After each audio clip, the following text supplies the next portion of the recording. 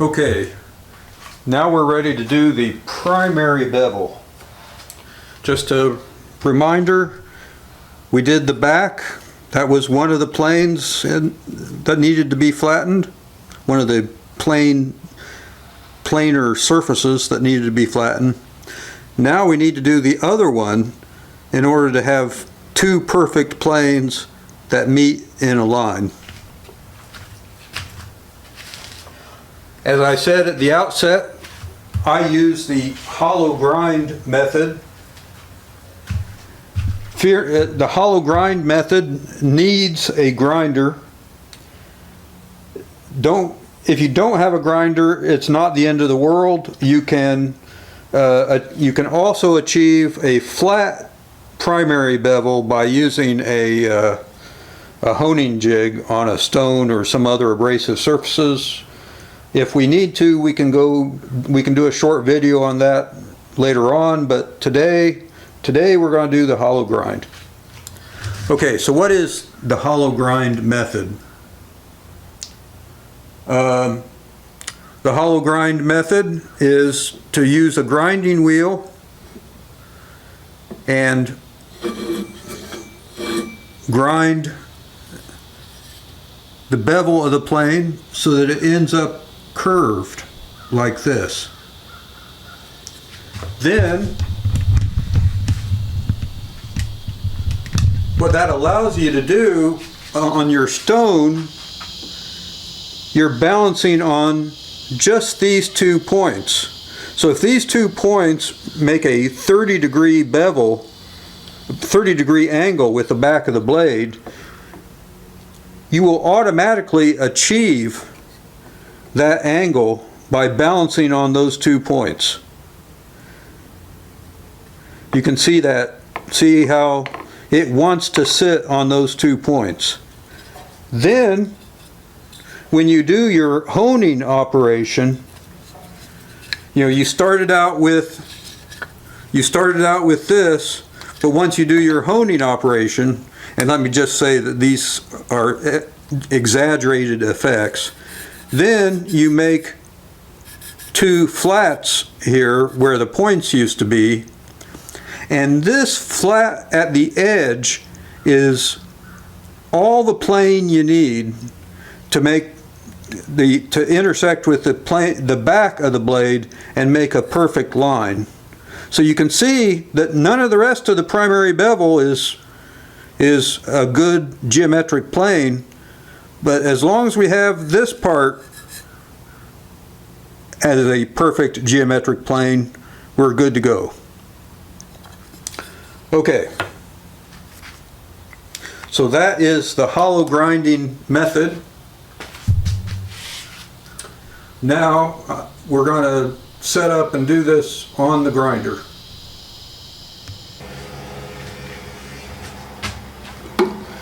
Okay, so when I'm doing the grinding, I've made this little jig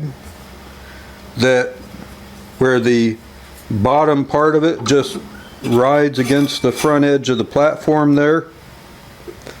I've got a little piece of sandpaper in there to help make sure that the plane blade doesn't move on me. This helps ensure that I have a nice straight across grind. You want to be sure to set it up in there as perpendicular as possible, and then we're I think ready to go. So let's turn it on.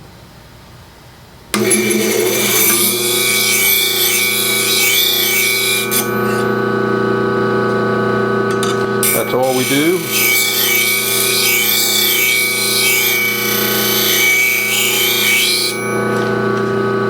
Dunk in water.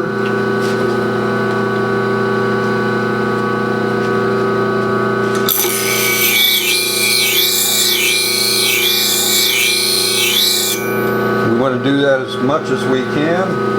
That helps to ensure that we don't overheat. And I was going to mention on the heating discussion, in this particular case, you don't want to use the 600 grit wheel because the extra friction on the fine grit will make it heat up a lot more readily. So that's why I'm using the 180 grit wheel.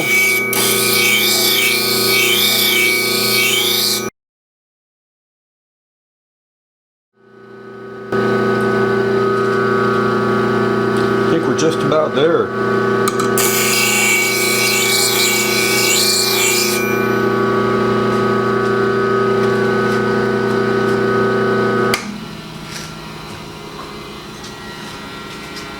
Okay, now we want to check. Make sure we hit the angle correctly. That's easy to do with the template that we already made.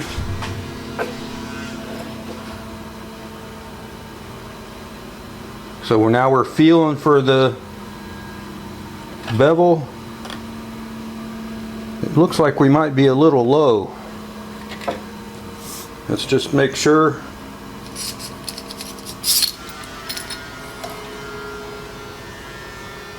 So this is how we do it.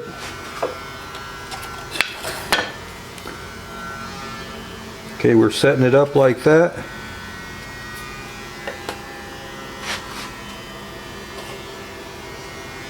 No, it looks, it's pretty darn close.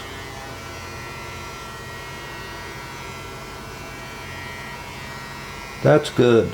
So I'm just a degree or two off. You know, this is one of those cases where you just don't need to have it 30.0 degrees. You know, 33 is fine, 32 is fine, 28 is fine. You know, we're close enough for government work. Okay, so we've achieved a pretty good grind on the primary bevel. Nice and continuous all the way across.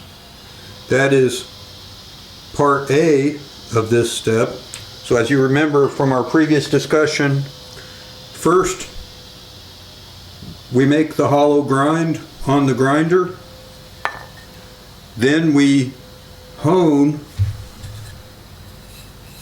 to produce the flat part next to the edge, the plane that intersects the back of the blade to create a perfect edge. So that's what we're up to next. We flatten our water stone.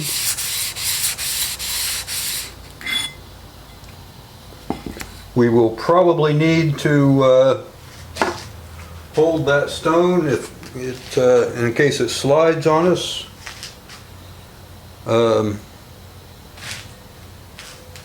Yes, he had his, there it is.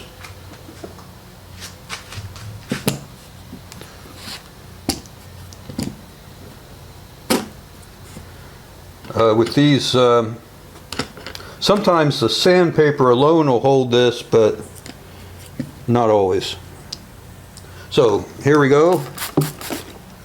Now here is an especially critical step. What we're going to do is we're going to rock it until we feel the 2 points, and then we're going to go a fixed number of strokes. The thing to remember here is that the 800 grit stone takes off the most metal. So if you take a whole bunch of strokes, you're just going to grind your primary bevel down flat, and then you've just negated the hollow grind methodology. So we're going to set it here, we're going to rock it until we find the flat part. There it is. Holding our thumbs in the middle to begin with. That was 1.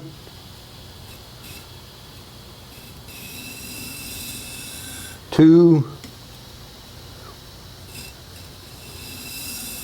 3. 4.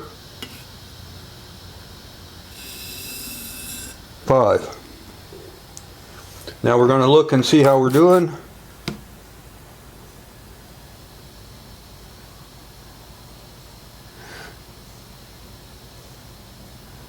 Probably need to, let's just try flattening this stone just a little bit more.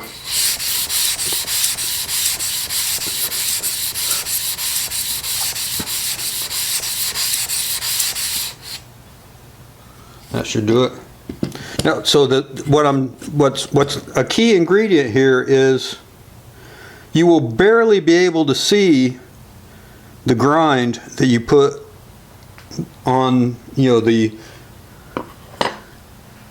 will barely be able to see this edge here, the red part.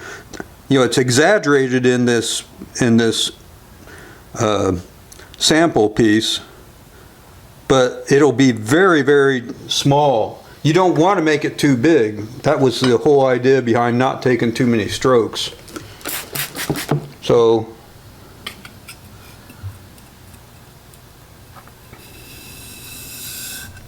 one, two,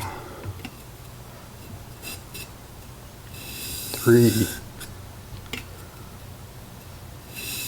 four, five. Yeah, so now I can see it, and I can feel a bevel on the back side. There's a little high place in the blade right there, but I think that'll come out. So we put our thumbs in the middle to begin with, then we move them to the right side. And what we're trying to do here is, actually I fibbed a little bit. I said we were going to go for a perfectly straight line here. That wasn't entirely accurate. It's actually going to be ever so slightly curved. That's called camber. And so on smoothing planes and joiner planes, you typically want to have a very small camber, and we're going to do that by going in the middle first, then going to the right.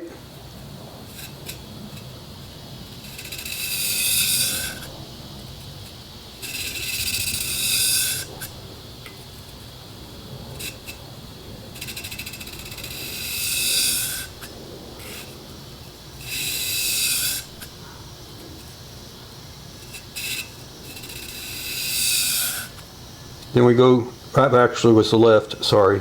My right, your left, whatever. We go to the other side now.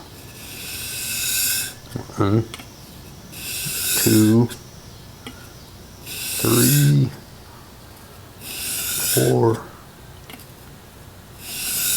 5.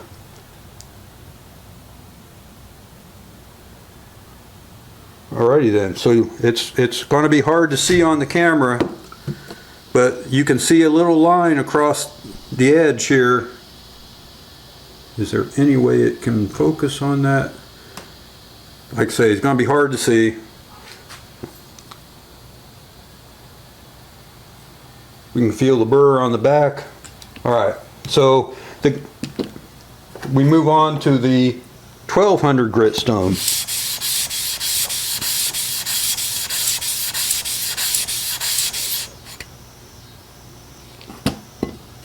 Now, one idea here is the finer the stone, the less metal it removes, and so as you go up in grit number, you don't have to be quite so persnickety about the number of strokes you take. 1, 2,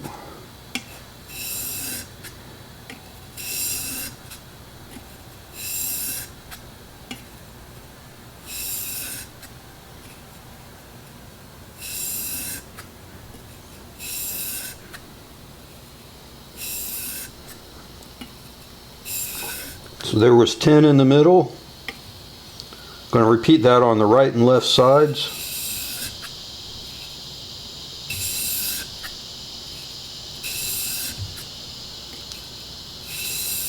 On these white stones, it's nice. You can see when you're removing metal. It's kind of a nice feature. It's a little harder on that red stone.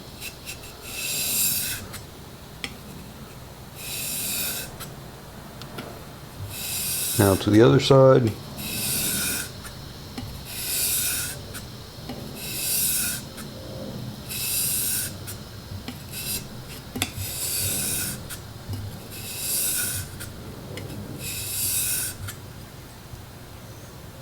See how we're doing.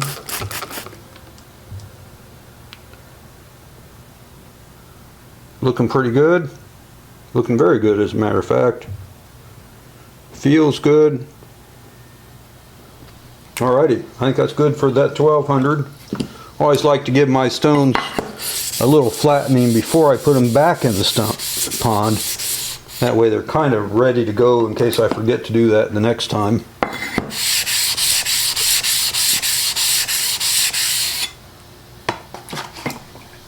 Now we're going to do the 6000 grit stone, and it's just the same thing.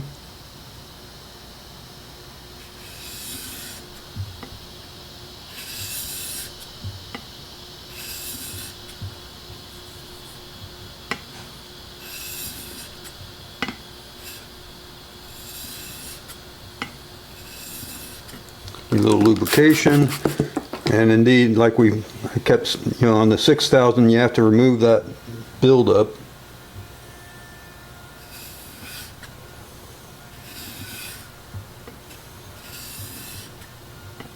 Now we're going to switch to the sides.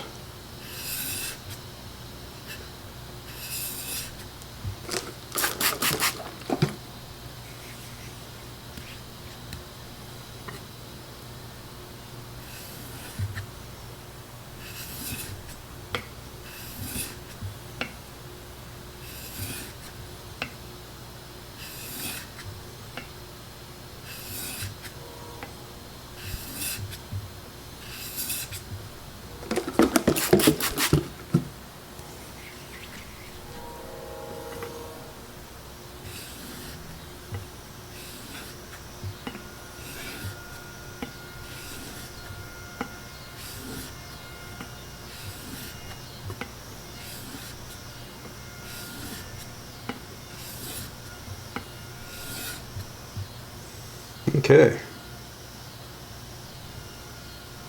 Now, I like to, at this point, spritz the stone, wipe off, make sure it's smooth. And I like to just gently draw backwards on the edge to remove the burr. Then, lastly, like I say, this is sort of an experimental situation for me. But I'm going to go ahead and do it anyway.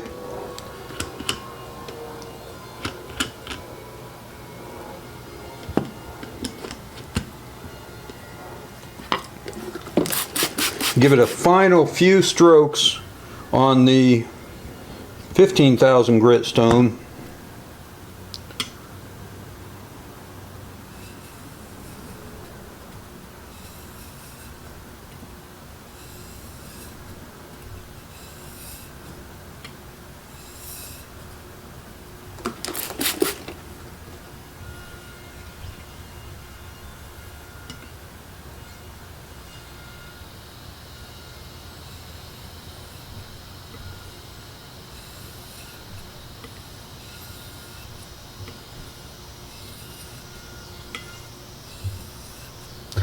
This could conceivably be considered to substitute for stropping. And then on the subject of stropping, generally I don't strop on a primary sharpening like this. I consider coming off this 15,000, this is my thesis, is that coming off the 15,000 grit stone is as good as coming off of a strop.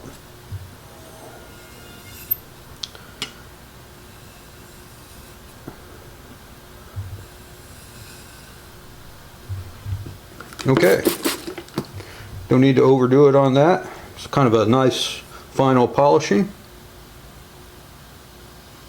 It feels very, very nice.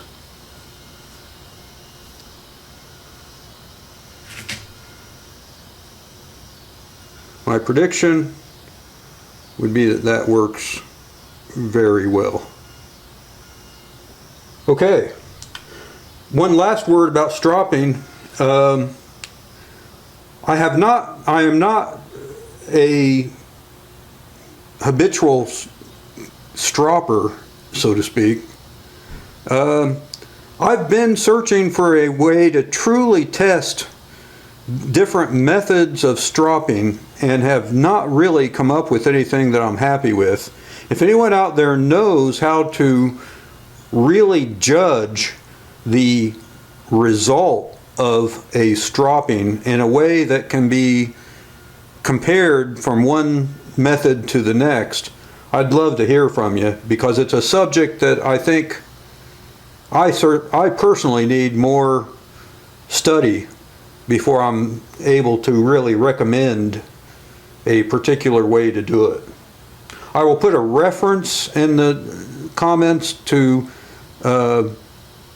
someone who has a good write-up on stropping so that you can see for yourself. That's all I'm going to talk about it for this video. Okay, so we got a sharp blade. We're going to test it out.